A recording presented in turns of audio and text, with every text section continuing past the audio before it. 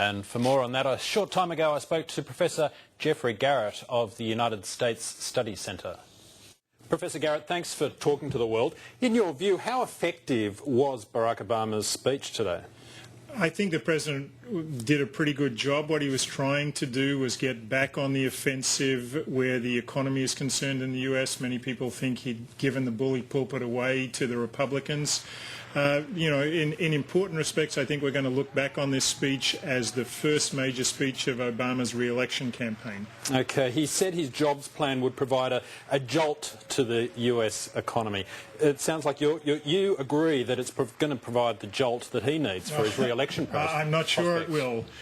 He needed to do a speech, I think, like this for political reasons, but whether it works is another matter. So there are really two dimensions to that. The first one is, will the Republicans in Congress do what he wants them to do, which is to pass this bill? I don't see how the bill can be passed in its current form because it's got too much new spending in there for the Tea Party. And then the second question would be, even if it did pass, would it give the economy the jolt it needs? You know, the last stimulus, which was the 2009 stimulus, was basically twice as large as this one.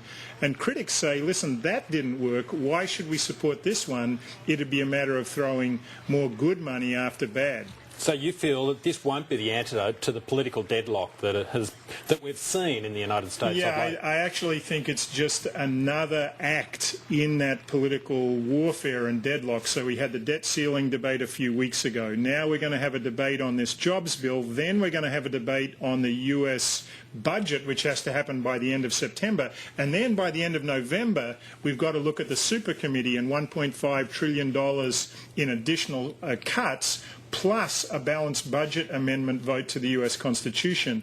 The opportunities for partisan warfare are going to be there certainly through the end of this year, and I think well into 2012 as well.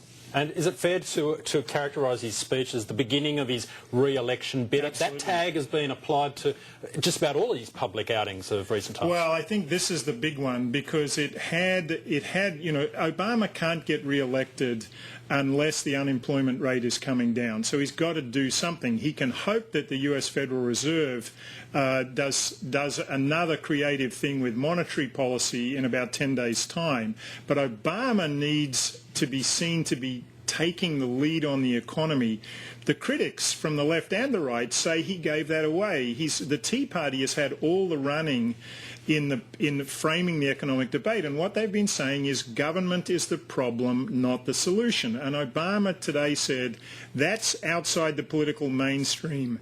We need government to solve this problem, but I'm going to be sensible about it. That's the pitch he was making. He was speaking in Congress, but I think he was speaking to the voters out there in America more than to the people in the room. And pitching himself as the sensible middle course. Yeah, I'm the grown-up in the room, but the criticism has been that he's been too distant. He's withdrawn from the fray. Today he came back and said, I'm going to lead on these critical economic issues. Okay, Barack Obama was, of course, trying to talk up the US economy, and his re-election hopes are pinned somewhat on there being signs of improvement in that economy. But, of course, this came on the same day that the spectre of terrorism raised its head again in the United States, and that will no doubt lead to some sort of uncertainty.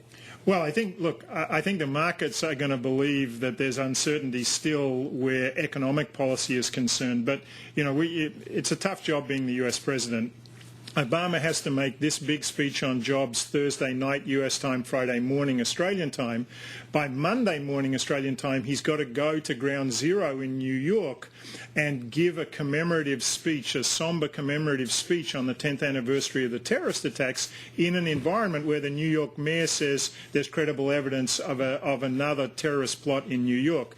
Pretty tough gig being US president. Okay, what did you make of what the New York mayor had to say today? Well, normally the US doesn't, people in the intelligence services would say there are credible terrorist threats that the intelligence community is trying to thwart all the time.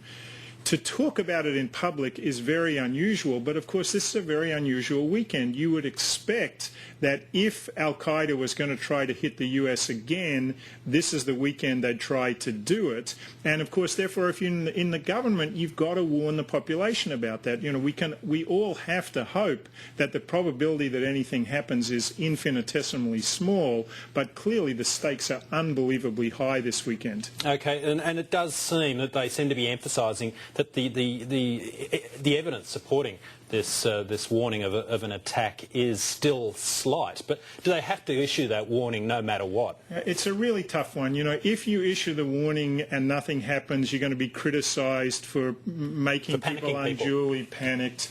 If you don't issue the warning and something happens, you get criticised for not revealing all the information.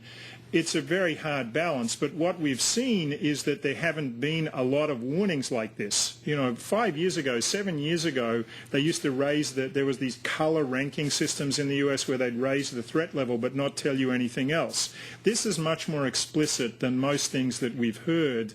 So, you know, you've got to take it seriously. But again, I think we just can't overstate how unusual a weekend this is. You know, go back to September the 11th. Why were there 2 planes that flew into New York? It was because the first plane was going to attract all the television cameras so that the world would see the second plane fly into the trade tower. So if Al-Qaeda is looking for something that would be a global political statement, doing something when the world is watching this commemoration, you know, that's the biggest game they could possibly get. So you can expect that the terrorists are trying to do something. You'd also expect that the security services will do everything within their power to make sure nothing happens. Okay, Professor Geoffrey Garrett, thanks for talking to the world. My pleasure.